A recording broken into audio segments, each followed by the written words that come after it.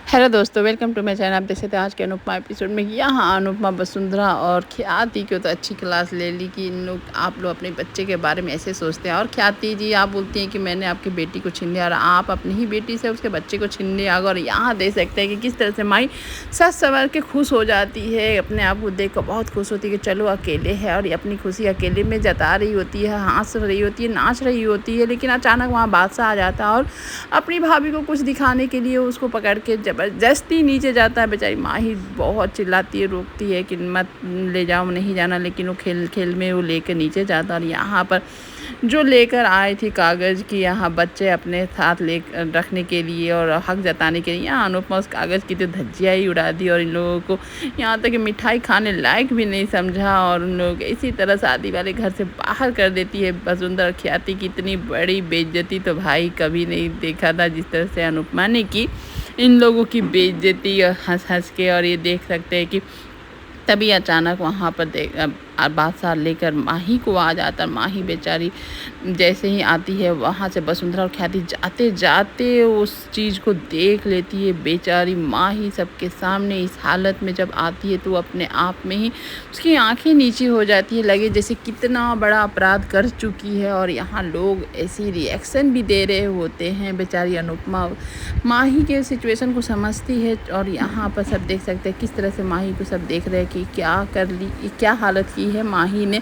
और माही बेचारी एकदम से सन्न खड़े हो जाती है लोगों का रिएक्शन देखकर। उसके बाद ख्याति आती है माही पर, ऐसे अटैक करती है, उसको नोचने लगती है कि तुम विधवा हो करके उसके सारे श्रृंगार को हटाने लगती है। मतलब ये देखकर तो बहुत ख़राब लगा कि विधवा का मतलब क्या होता है, उसका सब सुख दुख सब खत्म हो जाता है। और ये देख कर बेचारा प्रेम चिल्लाता भी है कि मम्मी अब क्या कर रही हूँ, उसे लग जाएगी। उसके बाद और क्या था, इतना जो अनुपमा ने इन लोगों का जो इज्जत उतारा था, उसके बाद ख्याति आ जाती है अनुपमा के पास कि तुम मेरी क्या बहू को भी छीनना चाहती हो, तुम बेशरम हो, तुम क्या कर रही हो, तुमको समझ में नहीं आ रहा। पहले तो अनुपमा अपनी बेटी को देखकर सदमे में, यहाँ तक कि हो क्या रहा। लेकिन यहीं पर यहाँ ये चीज़ भी अनुपमा पर ही ब्लेम रहे। बेचारी यहाँ पर माही अपनी गलती को एक्सेप्ट करती है और सबके सामने माफ़ी मांगती है, बताती है अपने सिचुएशन को कि सब कोई हंस रहे थे, गा रहे थे, एक दूसरे को हल्दी लगा रहे थे, सबके जोड़े हैं। मैं सबके जोड़े को देखकर जल नहीं रही थी, दुखी थी कि मेरे पास कोई प्यार करने वाला नहीं है। मम्मी ये सुन के ख्याति के भी आंखों में आंसू आ गए। मैं आर्यन की यादों में जो पल नहीं बिताए थे वो पल को याद करके मैं जी रही थी और कुछ नहीं ऐसा, और इसके लिए मुझे माफ़ कर दीजिए मम्मी। और सबके सामने बेचारी वो माफ़ी सबसे मांगती है कि जैसे कितना बड़ा अपराध कर दिया हो। और ये देख के सभी इमोशनल हो जाते हैं माही की सिचुएशन को जानकर। उसके बाद माही कई हालत को देखकर सच में बहुत आँख में आंसू आ जाए, ऐसा एपिसोड था। और यहाँ पर देख सकते हैं किस तरह से राही अपनी बहन माही को गले लगा लेती है। अनुपमा के भी आँख भर आते हैं। और ये देख के सिचुएशन उसके बाद वसुंधरा फिर से शुरू हो जाती है अनुपमा के ऊपर कि आप अपने विरासत में दो शादी का ये जो जश्न अपने दो शादी की, तो सब बच्चे को भी यही सिखाई हैं, दो शादी करने। अभी तो मेरी बेटी को दूसरी तलाक करवा दी, दूसरी शादी करवा रही हैं, अब क्या बहू का भी करवाएंगी। ये वसुंधरा का आरोप था जो कि सही तो होने ही वाला है ये आरोप भी। यहाँ वसुंधरा अनुपमा को मतलब कि इतना सुनाकर उसके बाद अनुपमा ने बोला कि आप बार बार विधवा बोलना बंद करिए, ये शब्द क्यों बोलना बार बार कि कोई हर्ट हो जाए। लेकिन भाई यहाँ पर वसुंधरा किसकी सुनने वाली है, वो तो सुनने से रही। उसके बाद वो तो चली जाती है। उसके बाद अनुपमा इतनी इमोशनल रहती है कि वो अपनी माही को गले लगाना चाहती है, लेकिन माही इतनी गुस्से में है कि अनुपमा को धकेल के नीचे गिरा देती है, उसको अपने पास तक नहीं आने देती है और अनुपमा नीचे गिर जाती है। और ये देखकर सारे लोग दंग हो जाते हैं। दंग क्या है, हैरान वाली तो बातें ही नहीं है। राही और माही जो करे अनुपमा के साथ वो तो दिखता ही है, वो लोग क्या ही कर सकती है। इससे नीच नीच हरकत कर चुकी हैं दोनों का दोनों। और यहाँ अनुपमा पे ही सारा ब्लेम लगाती है कि आपके वजह से ही मेरा सिंगार उजड़ा है, माँ ने तो मेरा सिंगार निकाला, आपने तो उजाड़ दिया। इतना बड़ा ब्लेम लगाकर वो रोते रोते आ जाती है बेड पर। अनुपमा उसके पीछे पीछे आ जाती है, बच्चे का दुख समझती है कि माही किस दुख और किस सिचुएशन में है।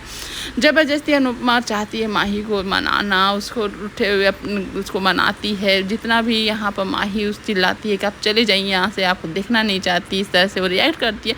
लेकिन अनुपमा उसे कस कर गले लगा लेती है, अपना बच्चा बच्चा बोलकर। इस तरह से प्यार जो कि माही को कभी कोई नहीं देता, जो अनुपमा देती है वो प्यार वो हक। उसके बाद वो कैसे माही रूठ ही रह सकती है। फिर अनुपमा के गले लगा लेती है। उसके बाद अपने दुख को बताती है कि मैंने कौन सा पाप किए थे, मेरे पास ना माँ टिकी ना पापा टिके, यहाँ तक कि आर्यन भी मुझे छोड़कर चला गया। उसके बाद अनुपमा गले लगाकर रोने लगती है कि कैसा मतलब कि माही का जीवन हो गया है। माही को समझाती है कि तुम्हारी दूसरी खुशी तुम रिजर्व करती हो, जिस तरह से यहाँ प्रार्थना को दूसरी खुशी मिल रही है, तुम मुझे गलत समझ रही हो। तो मुझे अगर कोई आरोपी समझ तो मुझे माफ़ कर दो माही, अगर तुमको लगता है कि मेरे वजह से तुम्हारे साथ ऐसा हुआ था। उसके बाद माही अनुपमा को गले लगाती है और ये वाला सीन देख कर सच में बहुत बहुत अच्छा था। बहुत रेयर ही मिलता है ये सीन। उसके बाद अनुपमा भी फूट फूट के रोने लगती है। फिर उसे समझाती है और यहाँ पर राही का वही आलाप चल रहा होता है कि जहाँ रहती हैं अनुपमा वहाँ पर गलत ही होता है। तभी यहाँ पर दिखता है चिल्लाते हुए प्रार्थना बोलती है कि जो बोलना था बोल चुकी, अब हम मेरा भी रिश्ता अनु माँ से है, तो अनु माँ के बारे में तो जो सोचना सोचो, बोलने की कोशिश मत करना, मैं सुनना पसंद नहीं करूँगी। तुम कैसी बेटी हो जो अनु माँ को नहीं समझ पाई, तुम बेटी मतलब कि अच्छी नहीं हो, इसका मतलब तो यही हुआ। राई को ये सुनकर भगवान जाने अब क्या होगा, क्या क्या नहीं सुनी, लेकिन वो लड़की यहीं जैसी की तैसी रह गई। बेचारा प्रेम भी समझ रहा है कि उसकी बहन जो बोल रही है सही बोल रही है, और ये प्रार्थना का भी ये जो बोली सबके सामने बहुत अच्छा लगा। यहाँ पर अनुपमा फिर उसके बाद माही को संभालती है, उसको समझाती है कि तुम ये दुख को अपने आर्यन की यादों को दिल में तिजोरी बंद करके रखो और दूसरा मौका दो अपने आप को। उसके बाद वो वहाँ पर आ जाते हैं बाबूजी। बाबूजी पूछते हैं कि तुम्हारी बेटी कैसी है, तो ठीक ही है, और तुम कैसी हो, तो ठीक हूँ। इस तरह से बाप बेटी का बात होता है। और यहाँ अनुपमा को समझाते हुए बाबूजी दिख रहे होते हैं, यानी हंसमुख। यहाँ पर अनुपमा दिल की बात बता देती है कि माही की दूसरी शादी कराना चाहती है। तो ये सुनकर बाबूजी का भी दिल में यही रहता है। तभी आ जाती है वहाँ पर यानी कि लीला। बोलती है कि तुम्हारा जो मन है ना, वहाँ वसुंधरा तुम लोग को नोच लेगी। जिस तरह से ख्याति ने श्रृंगार नोचा ना, उसी तरह से तुम लोग को नोचा जाएगा। इसलिए मत करो ये सब, हम तुम लोग को हाथ जोड़ रहे होते हैं। उसकी बहू है, उसे छोड़ दो। अनुपमा अब कैसे छोड़ेगी। अनुपमा को बोलती है वसुंधरा कि तुम अपना कंपटीशन दो और जाओ यहाँ से मुंबई। इस तरह से वो बोल देती है। यहाँ पर बेचारी प्रार्थना थोड़ा टेंशन में आ जाती है, उसके बच्चे के छीनने की जो बात होती है। तो लेकिन यहाँ सिक्योरिटी के तौर पर अंश उसे प्यार मोहब्बत और उसके बच्चे की सेफ रखने की वादा। और इस तरह से शादी की अगली सुबह हो जाती है। और यहाँ देख सकते हैं कि प्रार्थना और अंश का इस तरह से प्यार करना कब तक जारी रहेगा वो तो पता नहीं था।